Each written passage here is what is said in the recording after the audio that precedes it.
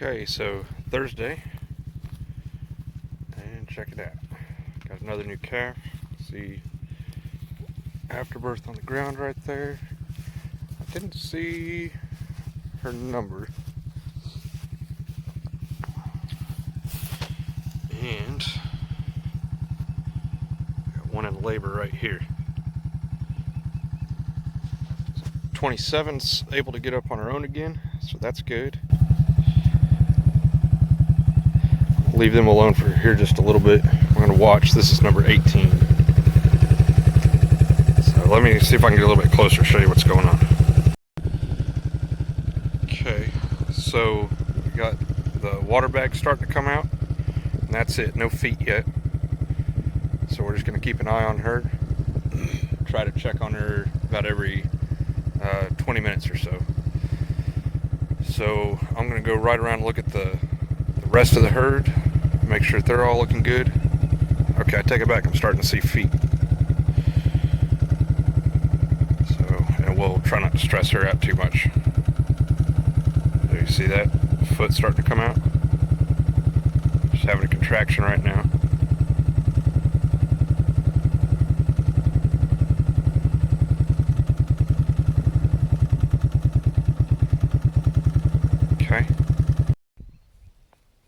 Okay, I've got two front feet, and I started to see the head for just a second. I saw the calf moving around in there, so it's alive. That's good.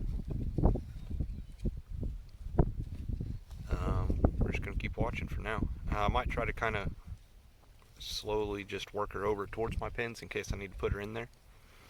For now, everybody's been telling me that I needed to get handles for my OB chains, and so I did. They're in my truck, so I think I'm gonna run back and grab those and just have them down here with me, just in case I need them.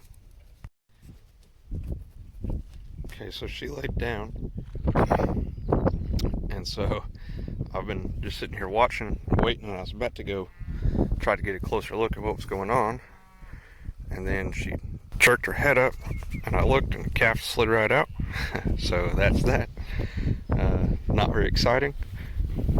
Well, very exciting.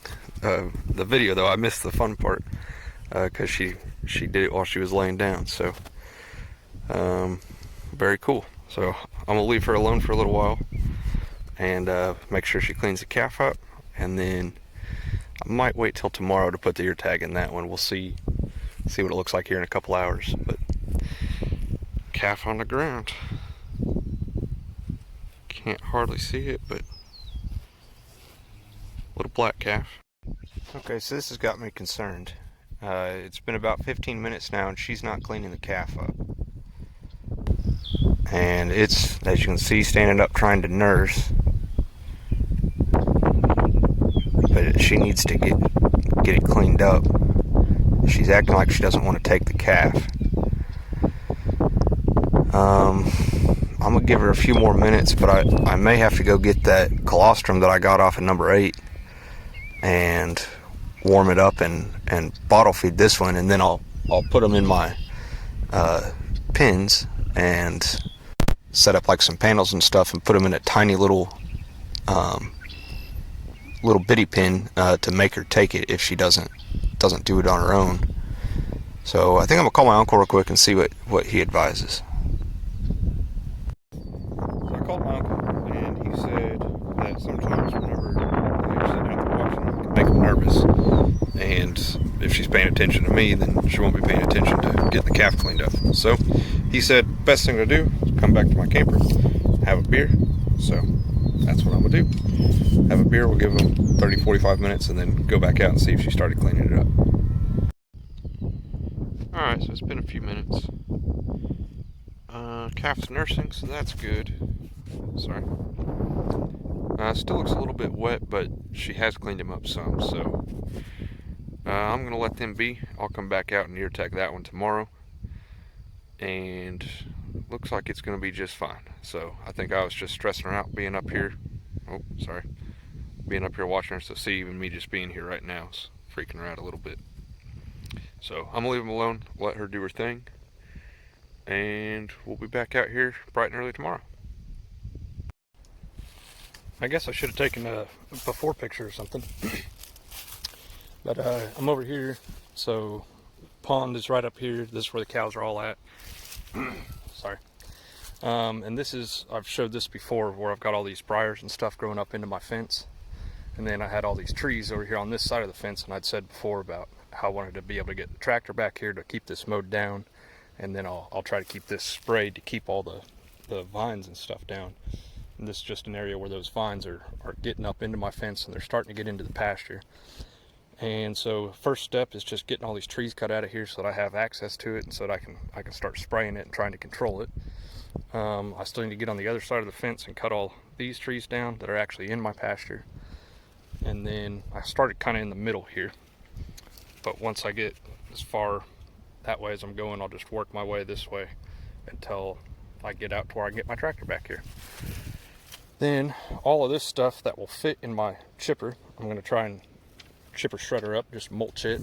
Everything else will get cut small for firewood.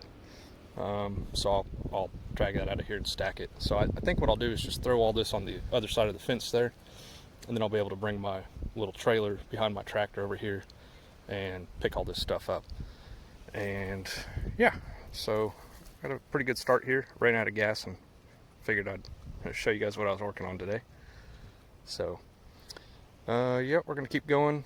Now once I get further over here, it gets to where I'm not going to be able to get my tractor in there. I'll probably stop cutting trees down at that point, just because it's not going to do me any good anyway.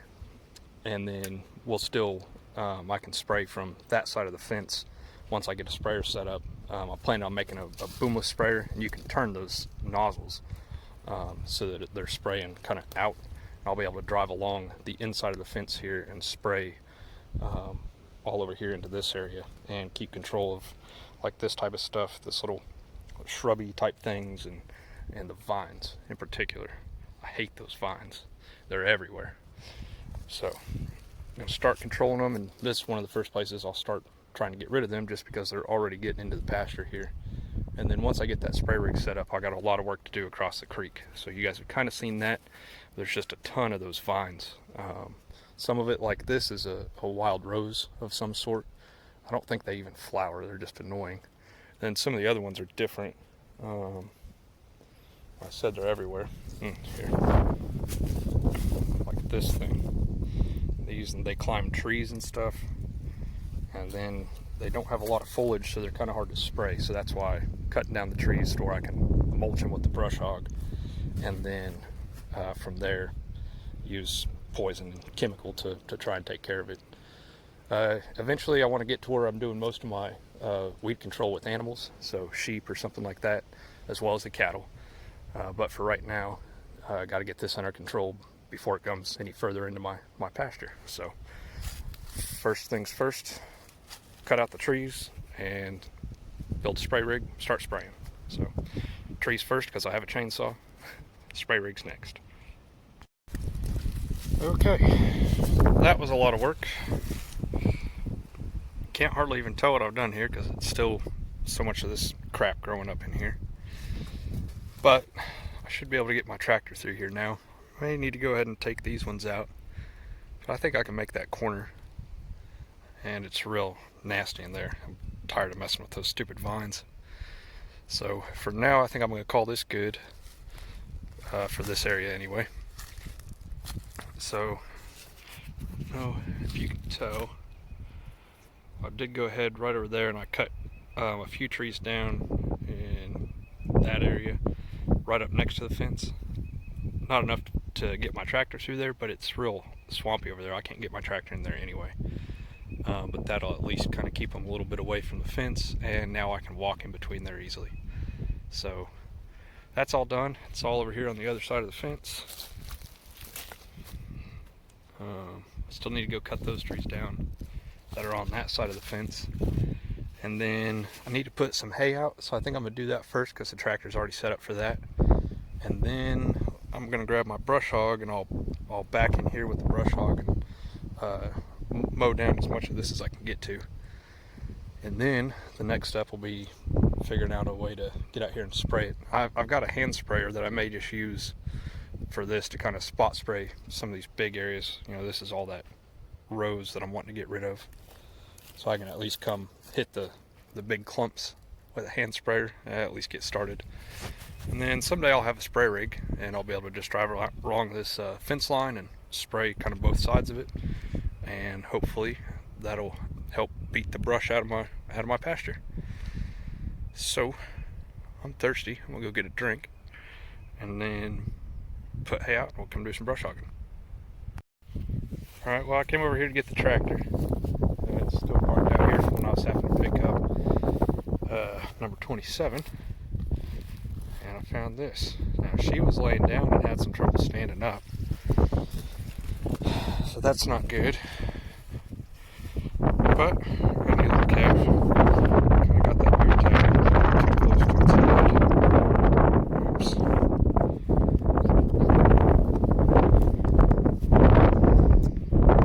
So, okay, I'll leave them be for a little bit here, and I'll come back and check on her though. I've got some more of that CMPK that I can give orally, so if she's laying down when I come back out here again, if I can get up to her, I'll get that in her.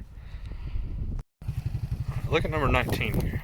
So, my uncle told me that white clover can make them bloat up.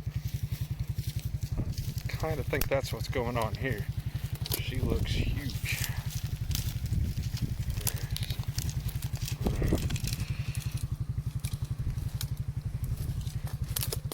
Look at it from this angle. Look at that. So I've got a bunch of white clover out here, and you see she's got a big milk bag on her though. So she's real close to giving birth. Maybe I don't know. She looks really, really pudgy right now. She might be bloated up a little bit. That can be a problem. There's some stuff you can give them to basically Beano to get the gas out of them. 41. This one's funny because she's a total junkie for feed or for hay or anything. So anytime I ride out here, she comes and searches the four-wheeler to see if I got anything for her. Nothing today, 41. One more quick little problem I got to solve. Cows seem to have kind of broken my little makeshift mineral cover here. I'd wondered if that would happen. It's not a real robust design, and that's why I built a proper one for out there in the other pasture. It's put together well enough that I don't think they're gonna break it. They haven't yet anyway, but it's got lots of screws in it, and this just held together with wire, and you can see it's starting to fall down. So let me get that put back up. So this little calf here is running a fever. Not very high fever though. It was 102 or 101.9. So like 100.5 to 101.5 is pretty normal for calves. I was going to go ahead and give it antibiotics, just with the problems I've been having recently. Didn't want to take any chances, but while I was getting antibiotics, Mom came and got the calf. So he's walking around and kind of running around. He was real lethargic. 50, get out of the way. I couldn't get him to stand up or anything, which is kind of normal. Their moms leave them laying around, and they will just sit there and wait on Mom to get back. But usually, if I come start messing with them, they'll kind of run off. So for now, I think I'm just going to leave them be. We'll come back out and look at them in the morning and see how it's doing. So one night shouldn't kill it, I hope. So run over and look at this other one that gave birth today. That's her off in the distance over here. She's still got afterbirth hanging out of her. So we'll go check on her, and then I guess I'm pretty much done for the day. I do have one more thing to show you. Give me just a minute. Okay, so the other day when I was setting up that hot wire, I realized that I had it connected to the fence, which would have been a direct short to ground. So I got these little donut insulators, and today I cut off just this little corner of my pasture. This little area is the only place that they won't have access to. And this is just literally to teach them what hot wire is. So they've never seen hot wire before. So hopefully they'll come find this and figure it out, and then whenever I start running it for real, they'll know what it is, and that'll keep them in. So I need to do the same thing for this group out here. Just fence off, just put some of it out there so that they can start finding it. And I may try to just run a branch off of this charger and go through the fence over there. One thing though that is a problem, and I kind of knew that this would be a problem. Oh, come here. Is that whenever I unrolled that fence the other day, I didn't have a reel to put it on, so I just kind of tried to keep it in loops as best I could. Dang, the wind sucks. Sorry, guys. The cows came and messed with it though, and it turned into a huge bird's nest. So I've got that to deal with now. So that kind of sucks. Anyway, I'll figure that out later. I may just end up kind of getting rid of that. You can see I've got some of it stretched out here, and I was able to get enough of it for what I needed sorted out. But, so anyway, electric fence experiment finally ongoing. So I think what I will do is, once they've kind of figured out what this is, I'm going to try and start over here where they have access to the pond, and I'll fence off just a little section over there, and then I'll start kind of moving them so that they can start to learn how the rotations work. In the meanwhile though, I'm going to have to move protein tubs and my little mineral thing over kind of closer to where they get water. That way it will stay in the area that's fenced in. So might do that tomorrow, or maybe later. I don't know yet. So anyway, like I said, I'm gonna go check on that cow that gave birth today, number 5, and then I'll see you guys in the morning. So kind of funny, she's stopped doing it since I came over here because she's looking at me now. But she's still got that afterbirth hanging out of her, and she's been like chasing her tail like a dog, trying to get it. She keeps turning around. I'd hoped I could catch her on camera doing it, but so she's still standing. She's cleaned the calf up. I've seen it nurse on her a couple times, so that's all good. She had some trouble standing up though when I first came out. Oh, it looks like she finally lost that afterbirth. So okay, well that's good. So she's cleaning up. That's awesome. So we'll come back out tomorrow and check on her, and I've got that CMPK. Oh, I'm sorry. Yeah, she's eating on it now. That I'll give her if she's laying down again, and then I'll probably just go ahead and call my doc and see what he thinks. So remember, number 14 kind of had some trouble right after she gave birth as well with her legs, her back legs, and she came out of it within a day. So we'll give her till tomorrow before I freak out and call in the big guns. But if she's having trouble, we're not gonna wait around on her. We'll call Doc immediately and at least get his opinion and maybe get him back out here. So, alright, see you guys in the morning.